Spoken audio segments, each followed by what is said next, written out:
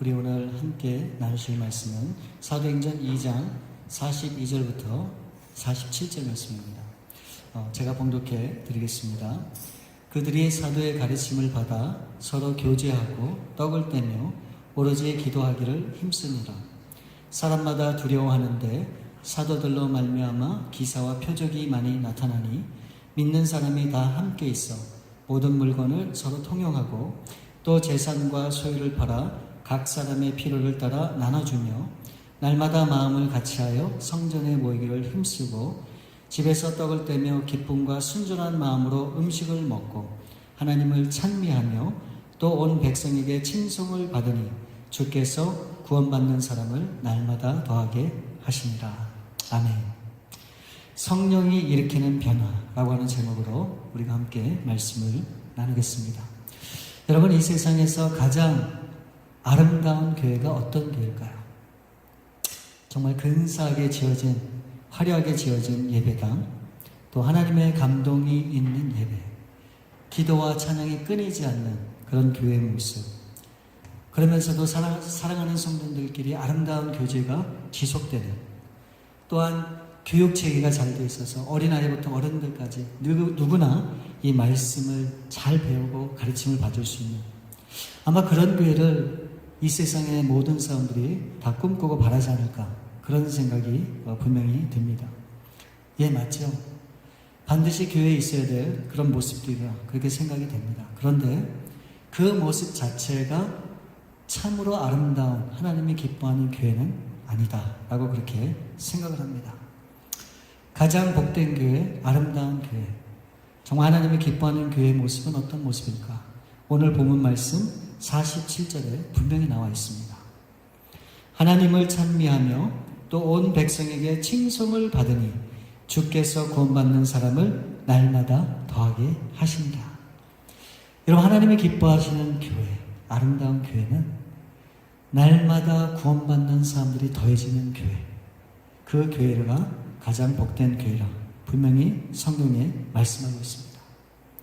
여러분도 경험하셨고 저도 경험을 했지만 예수님을 모르고 살다 우리 주님을 만나고 우리의 삶이 변화되어 참으로 기쁨이 무엇인지를 우리가 늘 느끼면서 살아가는 그 인생이 얼마나 복되고 아름다워요.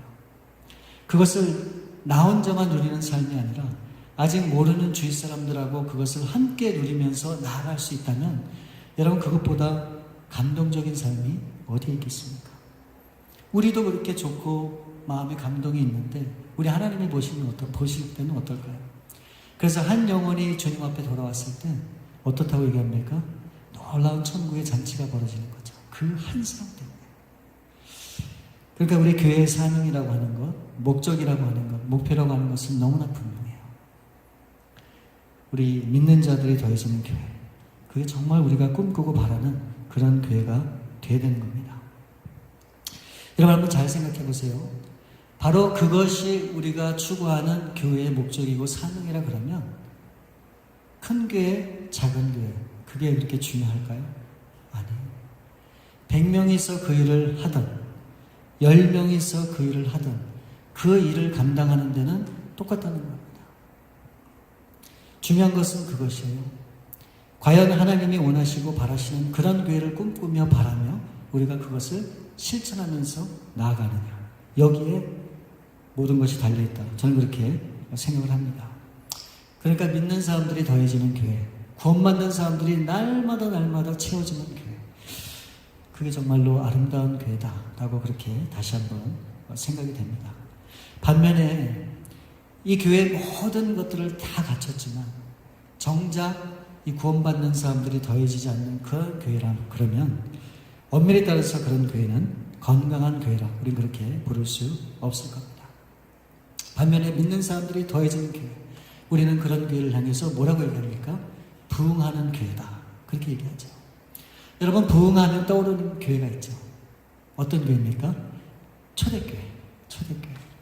그래서 사도행전 2장 41절 말씀에 보면 그 말을 받는 사람들은 세례를 받음에 이날의 제자의 수가 3,000이나 더하더라.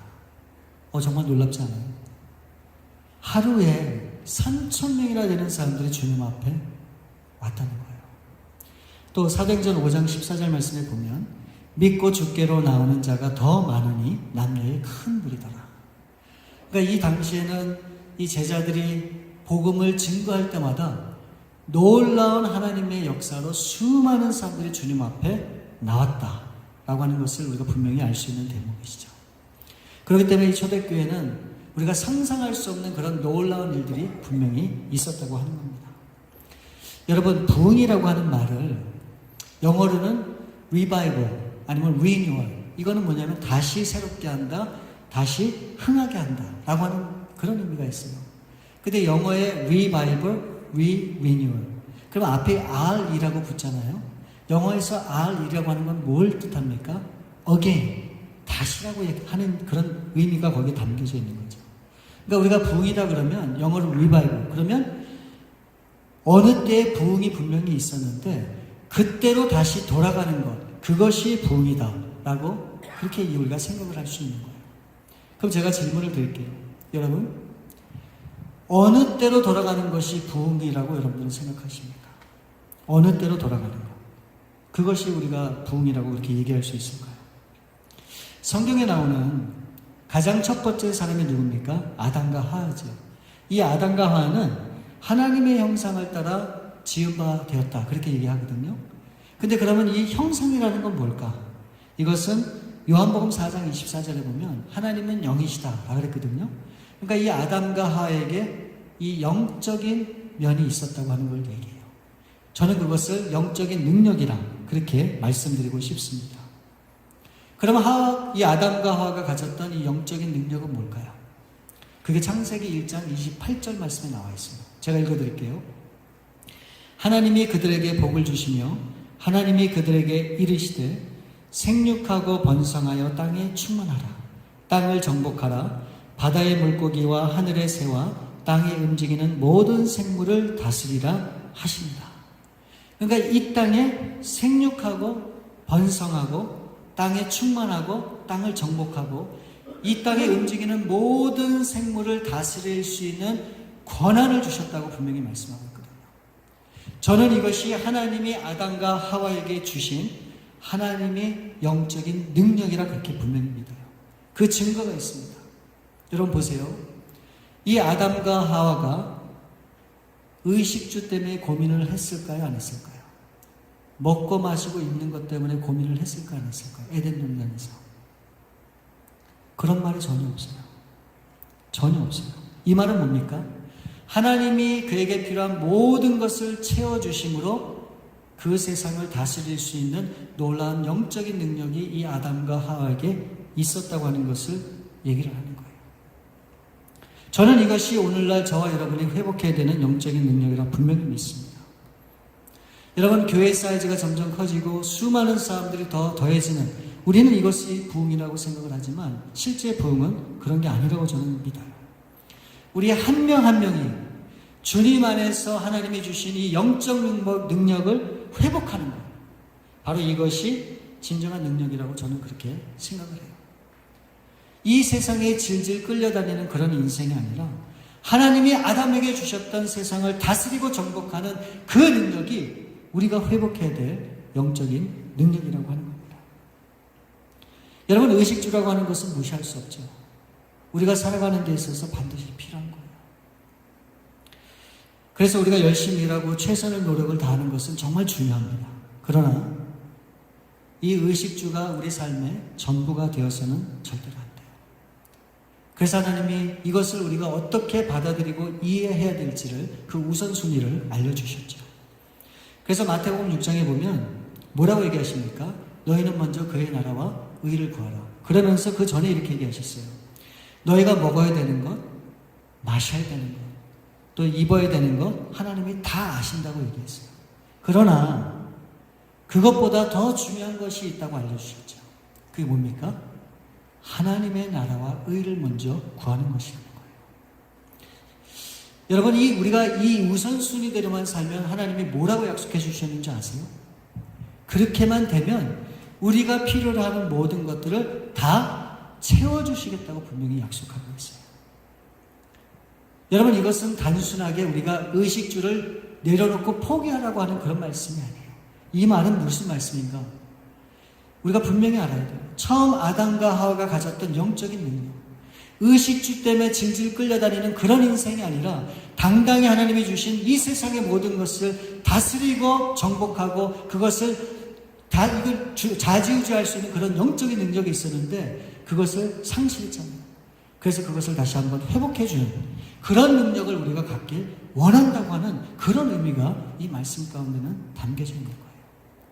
근데 여러분, 어느 날 이 아담과 하와는 그 능력을 상실하고 말았습니다. 창세기 2장 17절 말씀에 보면 선악을 알게 하는 나무의 실과는 먹지 말라. 내가 먹는 날에는 정령 죽으리라. 그런데 이 하나님이 금하신 선악과를 이 아담과 하와가 불순종해서 결국 죄를 짓게 되죠. 그래서 로마서 5장 12절에 있는 말씀처럼 그것을 먹는 순간 죄가 세상에 들어오고 그 죄로 인해서 사망이 온 세상에 가득하게 찾아오게 된 겁니다. 그래서 그때부터 사람들은 마귀와 환경의 지배를 받고 살아가게 되는 겁니다. 동시에 하나님이 우리한테 주셨던 이 세상을 다스리고 정복하라고 하는 이 모든 능력을 다 박탈당하게 돼요. 그래서 그 순간부터 이 세상의 지배를 받고 살아가게 되는 것이죠. 그래서 여러분, 제가 생각하는 부흥이란 여러분 다른 게 아니라 처음 하나님이 주셨던 아담과 하와에게 주셨던 이 영적인 능력을 회복하는 것, 이것이 진정한 의미에서 저는 부흥이라 그렇게 분명히 믿어요. 그래서 세상에 대해서 우리가 쩔쩔매고 어쩔 수 없이 끌려가는 그런 인생이 아니라 이 세상을 향해서 담대히 선포하고 또 다스리고 정복해가는 일을 통해서 하나님의 나라를 이 땅 가운데 완성해가는, 바로 이것이 우리가 추구해야 되는 영적인 그런 삶이 되어야 된다라고 하는 것입니다. 여러분, 그럼 한번 보세요. 이것을 해결할 수 있는 문제가 있어요. 간단한 문제가 있어요. 그건 무엇인가? 우리가 이 영적인 능력을 상실한 게 뭐 때문에 그렇습니까? 죄 때문에 그렇잖아요. 그렇죠? 그러면 이 죄 문제만 해결을 다시 하면 처음에 아담과 하와에게 주셨던 그 영적 능력을 우리가 회복할 수 있는 거 아닐까요? 여러분, 성경이 제시하는 이 죄를 해결하는 유일한 길이 뭡니까? 히브리서 9장 10절 말씀에 보면 염소와 송아지의 피로 하지 아니하고 오직 자기의 피로 영원한 속죄를 이루사 단번에 성소에 들어가셨느니라. 예수님은 자신의 피로 영원한 속죄를 이루시기 위해서 기꺼이 십자가에서 자신을 내어주고 목숨까지도 다 버리셨다. 그렇게 얘기합니다. 그래서 사도행전 4장 12절 말씀에 보면 다른 이로서는 구원을 얻을 수 없나니 천하인간의 구원을 얻을 만한 다른 이름이 우리에게 없다고 말씀하고 있습니다. 오직 예수 그리스도의 이름, 그 이름을 믿고 의지할 때 우리의 모든 죄가 사함을 받고, 그래서 우리가 다시 한번 영적인 능력을 회복하고 또 영원한 생명을 선물로 받게 되는 겁니다. 그럼 제가 한번 물어볼게요. 그럼 여러분의 죄사함을 다 예수 그리스도의 보혈로 받았다고 치면 이제는 우리가 영적인 능력을 발휘하면서 나타내면서 그렇게 살아야 되잖아요. 근데 정말 우리 그리스도인들이 그렇게 살고 있다는 거죠. 왜 우리에게 그런 영적인 능력을 기대할 수 없을까요? 이유가 있습니다. 그 이유가 뭔지 아세요? 그냥 간단해요. 우리가 너무 연약해서 그래요.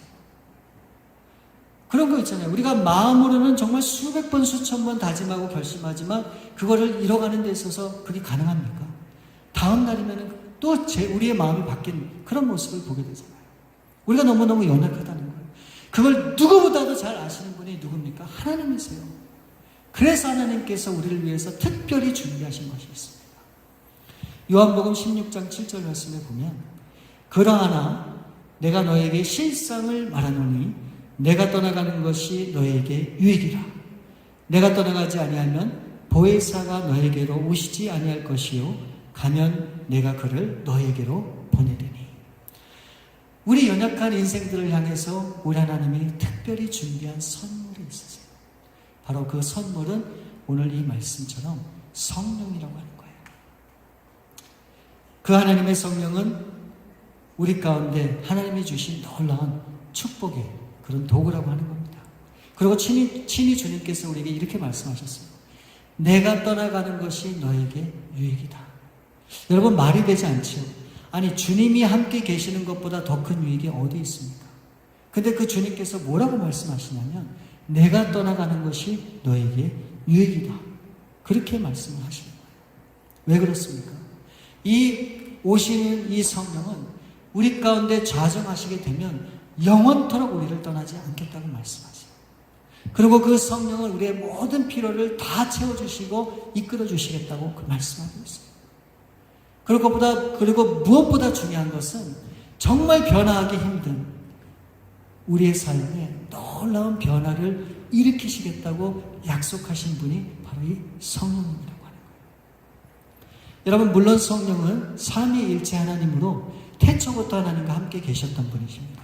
그런데 구체적으로 이 성령님이 이 땅 가운데 공식적으로 우리 가운데 오신 날은 바로 오늘 이 본문 말씀이 있는 사도행전 2장에 나타나고 있어요. 이 성령님께서는 하늘을 가르시고 불꽃처럼 이 땅에 임하셨습니다. 그리고 마가의 다락방에 임하신 이 성령님은 120명의 삶을 완전히 바꿔놨어요. 여러분, 이들의 삶이 어떻게 변화되었을까요? 그럼 처음부터 그들은 완전한 사람들이었을까요? 저는 그렇게 생각하지 않아요. 이 120명의 삶은 우리와 똑같은 그런 삶이었을 거예요. 실수하고 넘어지고 무너지고 좌절하고 실망하는 그런 인생들이 있을 거라고 저는 생각을 해요. 그런데 이 성령님이 임하심으로 이들의 삶이 완전히 바뀌었다고 하는 거예요. 여러분, 이들의 변화된 삶이 어떤 삶입니까? 궁금하죠? 그게 바로 우리가 읽은 오늘 본문의 말씀이에요. 42절 말씀에 보면 그들이 사도의 가르침을 받아 서로 교제하고 떡을 떼며 오로지 기도하기를 힘씁니다. 여러분, 이들은 기도에만 전념한 것이 아니에요. 사도의 가르침을 따랐고 서로 교제하는 데 힘썼고요. 서로 음식을 나눠 먹는, 떡을 떼는 그런 일도 있었다는 겁니다.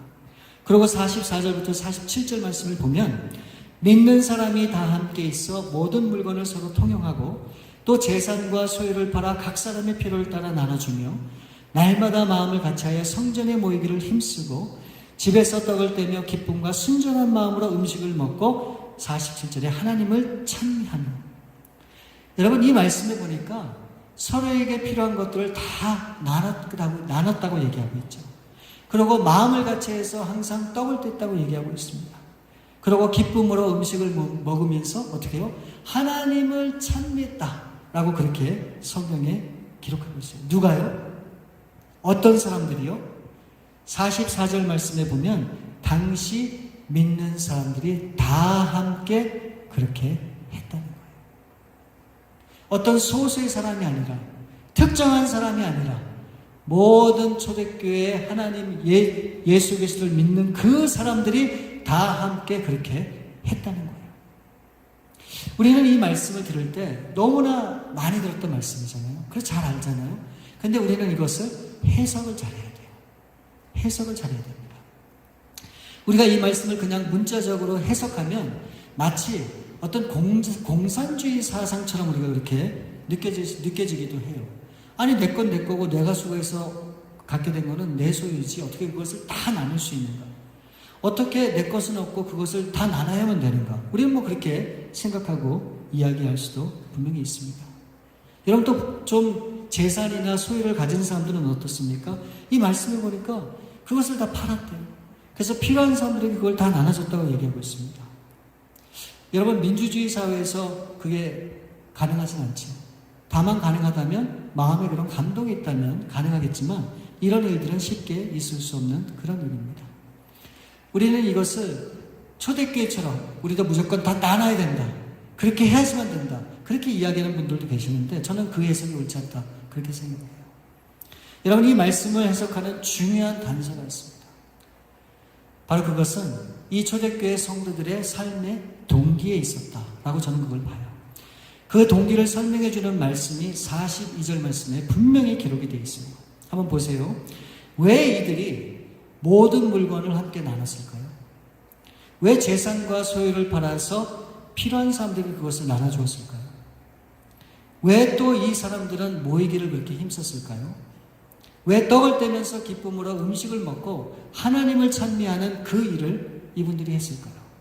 과연 이들이 이렇게 한 근본적인 이유와 동기가 어디에 있을까요?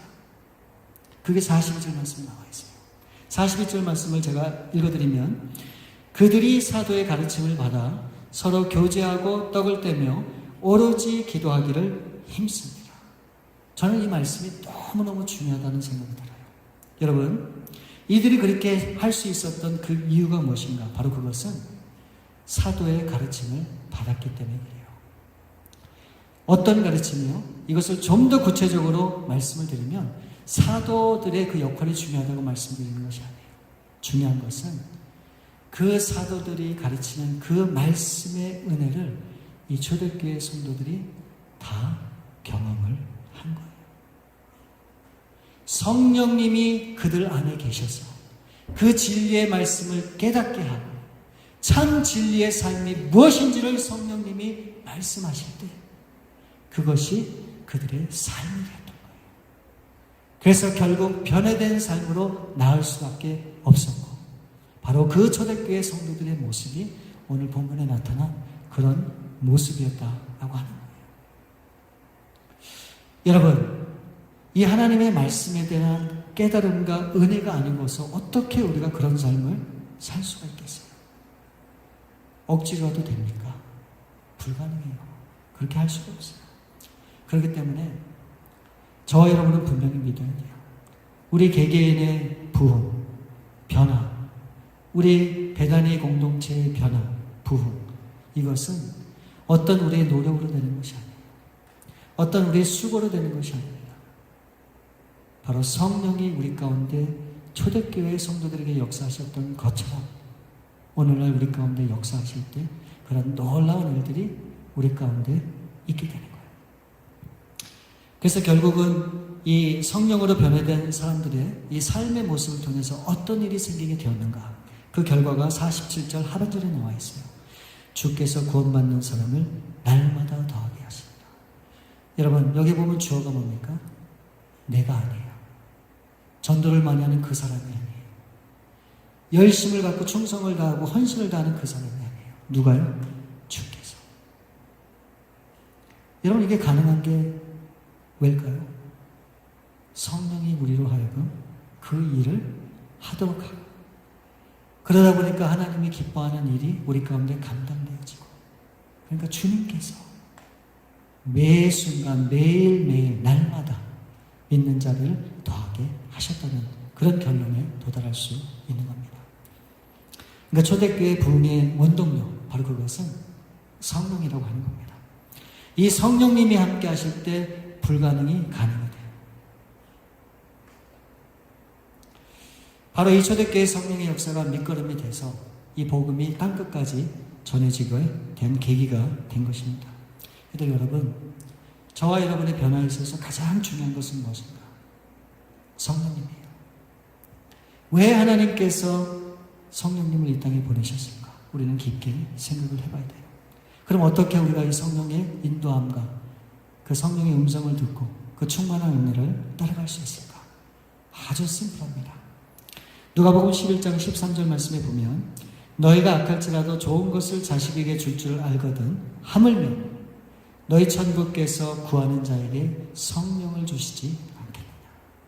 여러분, 우리 믿는 사람들은 다 성령이 우리 안에 계세요. 그런데 왜 성령의 능력을 힘입어 살지 못하는가? 자꾸 세상적인 우리의 생각과 마음과 욕심 때문에 그래요. 그래서 사도 바울이 고백하잖아요. 한쪽으로는 육신의 정욕과 성령의 소욕 중에 갈등을 할 수밖에 없다. 여러분, 어떻게 하면 될까요? 그 성령을 사모하면 됩니다. 간절히 사모하면 그 성령님이 우리 가운데서 충만한 은혜를 주시고 우리의 삶을 이끄시겠다. 그렇게 분명히 말씀하고 있는 거예요. 오늘날 정말 많은 교회들이 정말 이 사실을 놓치고 있는 것 같아요.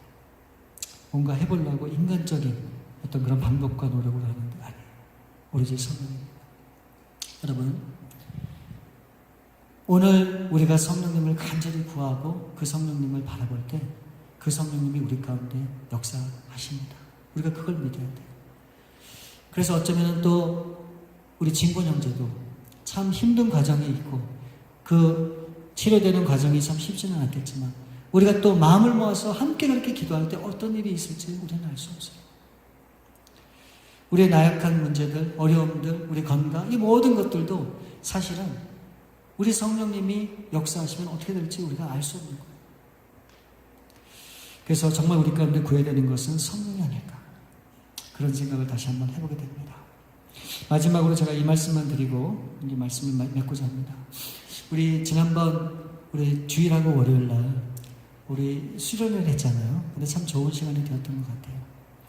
근데 가장 인상적인 시간은 우리 세족식 하는 시간이었던 것 같아요.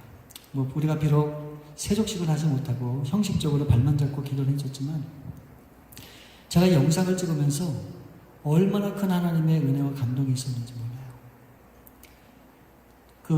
그리고 우리 유성현 목사님, 또 우리 유미경 사모님, 우리 박혜숙 권사님, 이 세 분이 그룹 리더로 이제 각 조원들의 발을 잡고 이제 기도를 해주셨는데, 그 기도하는 그 기도 소리를 우리 하나님이 바로 앞에서 다 듣고 계시는 그런 느낌을 제가 좀 받았거든요. 그래서 그 기도가 정말 하나님을 기쁘게 했고, 또 기도를 받는 분들의 그런 삶 가운데 있습니다. 여러분, 우리가 하나님 앞에 그렇게 간절히 진실함으로 구할 때 우리 하나님은 약속 분명히 하셨거든요. 성령을 주시겠다. 그래서 그 성령이 우리 가운데만 역사하면 정말 놀라운 일들이 우리 삶 가운데 분명히 펼쳐지게 될 겁니다. 그래서 우리로 하여금 변화를 일으키시는 그 성령님 앞에 나몰라라 하지 마시고, 그분 앞에 마음을 활짝 여시고 그 성령을 초청하시고 그 성령님을 의지함으로 그분이 어떻게 우리의 삶을 이끌어 가실지 우리가 한번 경험해보고, 그래서 더욱더 하나님 앞에 영광 돌리는 저와 여러분들 되시기를 기대합니다. 그런 삶을 살아가시는 저와 여러분들 되시기를 주님의 이름으로 축원을 드립니다. 우리 사모님 오신 아버지 감사합니다.